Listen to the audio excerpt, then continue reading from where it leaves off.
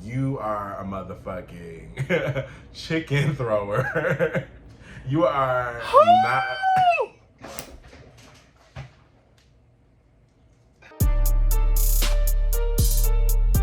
This is some Spice Girl. What's going on, y'all? Welcome back to another episode of Freeish, honey, and this is a special presentation. Okay, we have come together as a family. There has been text messages exchanged. There has been Kiki's delivered, and we are here to talk about BET Presents The Encore. Encore. Y'all know when a bitch had to just throw on some glasses, an AirPod, and a bonnet, and a couple lights. We had to get to work real quick. It was a Of course, Kris said something inappropriate we had to bleep. I don't want to call them thing one and thing two, so I'll get that out the way right now. Please do not. That was the one time we're going to use it and let it go. What did you think about Fallon and Felicia? Because they came in a little shady, and I was like, okay, ma'am. Seeing them here, it was definitely giving me they on their Kenya Moore. They are within the kayfabe. They are ready to go. Bitches was listing accomplishments. Yes. Oh, we went gold. I was like, okay, at least they didn't lie and say platinum. Because I definitely went to Miss Google and was like, okay, Cherish first album, what was it? And they said 500,000 copies, so I give them the truth, okay? So who was next? Evangelist, Pam from Total, okay? I was like, oh, she's gonna be the resident sprinkle of Jesus one. Right, because you know you always gotta have that one that's saved and don't want to do secular music when it comes to like groups getting back together. It was like Pam, because the shit Total was singing about. So the twins were very shady during Pam's entrance. They were like instantly calling her the oldest of the season. Definitely like, bitch. It was like, damn, she's the first bitch that came. It was like, I was hoping for some ladies over 40. It was like, like they was definitely giving what the fuck is that bitch name? Because I keep wanting to use. It was April Carry On. April Carry On. Was that her? Season 7, the lip sync assassin. Candy Her Ho. name was Kandi. Candy Ho. Yeah. They was definitely giving Kandi Ho teas when Tempest Yes. DeJour walked in, and the first thing the bitch said was, How old are you? That's very what the twins were giving. Like, she old as fuck. But I like Pam. Overall, I liked Pam. Yeah, my whole thing was I wouldn't know what Pam looks like either outside of Sis from Empire looking just like her. So in that regard, I can't fault them. Who know what Pam looked like if you were to show a current picture of Pam from Total in a lineup? Because I thought that was MC Light in all the promos, honestly. To our fave, the one we've been waiting to get on reality TV for the longest. Nivea walks through the door in a purple wig and like chopped up bangs, and I was here for it. Instantly. Instantly. Nivea is one of those people where, and you know, we'll get into it as we get into more of the episode, but I definitely feel like she'll be that person who can be that meme queen of the season and kind of be that Nene, be that Kandi, where it's like you're not necessarily in the drama for this season at least. But at the same time, you're the one getting all those reaction shots and getting all those, ooh, you got the funny little moments that we need to take. Yeah.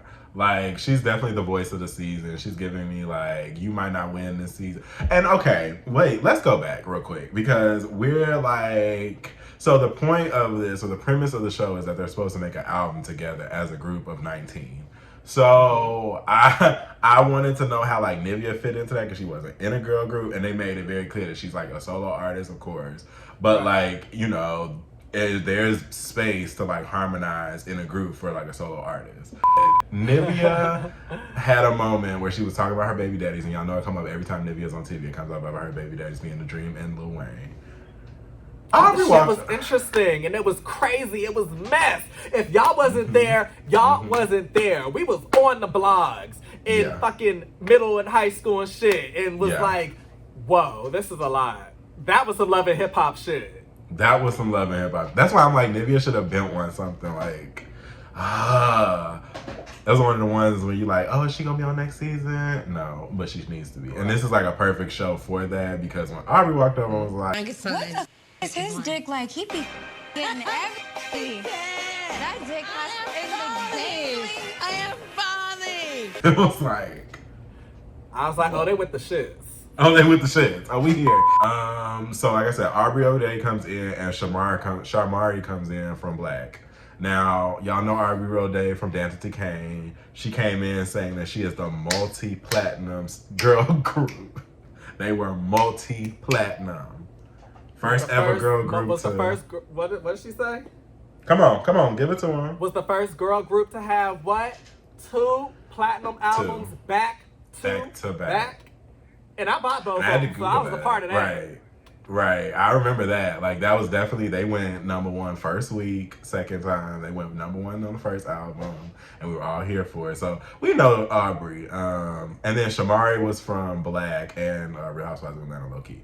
Because I loved on Real Housewives of Atlanta. I didn't really. Right. I was a little Shamari stan for that season. Yeah, so Shamari came in giving I do reality TV. This is what I does. I'm friends with, I do reality TV. And Aubrey came in with like boots up to her fucking neck.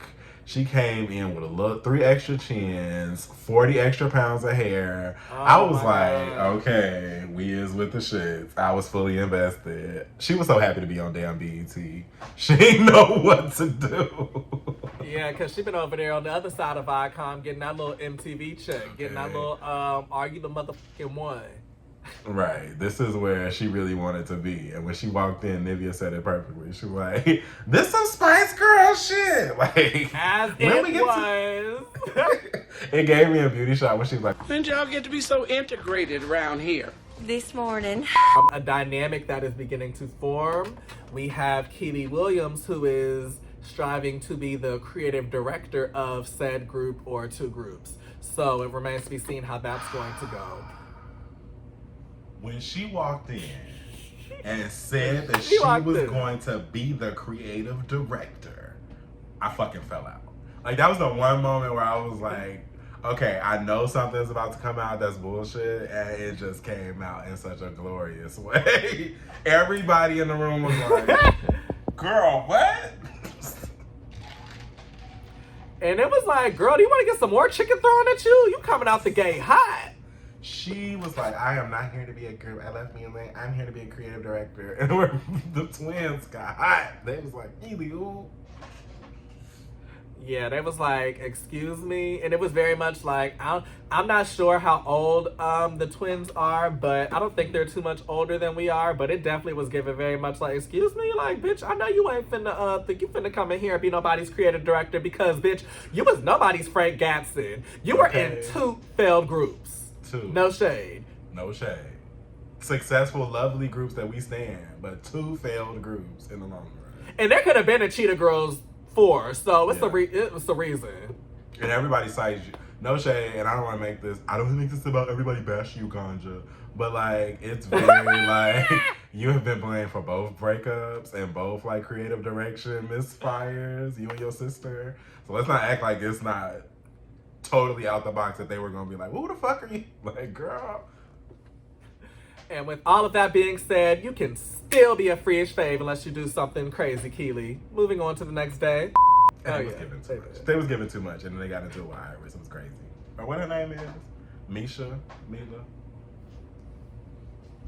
Misha? I'm not sure.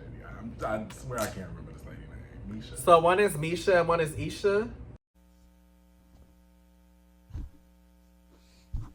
I don't know.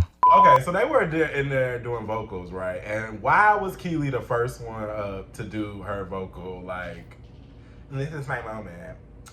It was shaky. I'm just gonna say it was shaky. That was the best I could get for her. Not her vocals were shaky, dear. And it was like one of those things where it's like you knew she wasn't a singer in 3LW, so it's like this is why you wanted to be the creative director, girl, because I don't think that your vocals could stand up to at least these other girls, because the twins got up there in blue. Nivea sounded good, but Keely's wasn't. Right, and I would say the moment I was most dead at was when she got up there and sang, I'm getting a little tired of your broken promises. When I tell you, bitch, she made sure that her lips connected on that S. Broken promises. Okay. Sex was spectacular. Oh, the sex was spectacular. Ooh, the sex was spectacular. The sex was spectacular. Ooh. Ah, ah, ah, ah, ah. Ooh. Ah, ah, ah, ah, ah. Ooh. That's my little shit. Okay, God. shout out to Kiely. That's what she should have gave us when she gave us that vocal one. I'm ready to move on to the producer session because, you know, it has some fine producers. Even though I do have a man, I feel like I still can say that certain producers are fine. And these producers were kind of cute and they had the women hot and bothered. And we're totally gay. Ooh. And if not, y'all should invest in their career, honey, because y'all would make perfect producer gays. Child, I was not ready for that at all. Like, that wasn't in the Angela Yee notes. Elijah Kelly, what's his name? Elijah Blake. I ain't catch the other one's name, honestly. Let's be honest with him. Oh my god. But they did ask the girls. They basically were like, "So, what do you see the direction for this album?" And this is the point in the show where you can tell nobody knew what the fuck was going on. There were shit. There were like Pam and you know, Pam know Jesus and stuff now. So Pam, Irish, and the other girl from 702 really didn't want to do no sexual stuff. Then you had Shamari and the twins and Aubrey ready to put their pussy on people's sideburns. So like I was trying to figure out like the producers, like what the fuck was like the division for this project, and clearly there was none. Yeah, like this part took me out and it really had me, and we'll get into this when we kind of do our overview of the episode and of the show when we finish this up, but it had me really thinking of the show as a whole. Like, you know, I'm liking how this show is giving me conflict, but the conflict is still rooted in the music. So I definitely was, and you could tell in this part that was definitely something where it was like, y'all are having this conflict, but it's still involved with y'all really making this project and coming together as a group, and that's like a real problem that y'all would have. So I was like, you know, shout out to production from like a BTS behind the camera, even though that's BTC standpoint. So then they went to dance, and honey, this is where you weed out the young from the old. Because Pam and the two girls from 702 were not dancers. But when I tell you Kiely Williams hit that boom cack on it, Boom cack. I was like, okay, that's that Disney coming out. That's that training coming out. You know, that 99. I was like, if you can't do nothing else, you hit that boom cat, Kiely. What we will say is that the dancing definitely split the girls into two camps, and that came to a head coming up because, bitch, Aubrey was like, well, I'm seeing two groups here, and in my mind, I kind of was like, I kind of am too, and maybe a Donnie situation. Is that bad? Like, literally, I was like, two groups in Donnie right there, making a band for. Like, I didn't see it as Shay when she said it, because I was like, how are y'all planning to have like 9 girls on one track? Right, is y'all a K-pop group? Right, and it's like, even them, like the way that their voices blend and stuff, like most of them don't get like solo part. A lot of y'all are like unique singers, like, or people you would have to carry into a harmony. So like, how y'all supposed to? I saw two groups in a compilation album or something where, like, you know how like R&B divas did, where it's like Fantasia and what's her name? I mean, not Fantasia. Monifa and Selena Johnson was on the track, and Nicki was on the track with Faith Evans. I thought it was gonna be something like that. Yeah, so when she decided to split them girls into two groups, and she got the twins over there and was like, I want to be with them. Who else did she get? Who else did she get? She got the twins, and it was the twins and her, and Shamari, I think, was trying to be a part of that, and then it was Pam. Which, okay, Shamari was right. Shamari was definitely giving me she with the shits from like Atlanta, so like she definitely was trying to be with y'all. Like, I'm with y'all. Yeah, and then that came to a head because, bitch, Miss Kiely was not having it. No, she was not. And I was dead when Aubrey was like, because of course we had Miss Fallon, the bone collector. Miss Fallon heard Kiely give her comment about how she felt like Aubrey was being divisive and all of that, and didn't feel like she should be doing that to the entire super group of the 9 girls. Fallon was like, okay, well, let me come over here and carry this bone on over to Miss Aubrey, and proceeded to, relay the tea. She's a real track star. Wait, how does that song go? I'm getting old. Anymore because he's homophobic, so. Oh. All right, Mom. Anyways, Yeah.